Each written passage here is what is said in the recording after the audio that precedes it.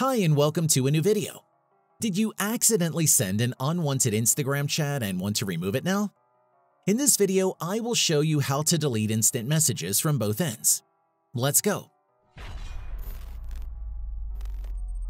Launch the Instagram app and tap on the messenger icon displayed on the upper right corner of the screen. Before you proceed, make sure that you are connected to an active Wi-Fi network. Now, open the conversation that contains the message you want to delete. Tap and hold on the chat until a pop-up menu shows up on the bottom. When you click on Unsend, the message will be deleted permanently on both sides. Unlike WhatsApp or Facebook, Instagram does not alert users when a direct message is deleted by the sender or recipient. Moreover, you also have the option to completely delete a whole conversation. Swipe left on the conversation and click on the Delete option.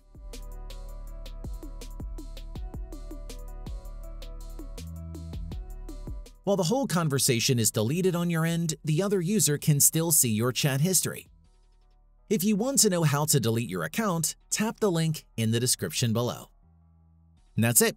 If I could help you, feel free to give this video a thumbs up and don't forget to subscribe. Leave a comment down below if you have any questions. See you next time. Bye.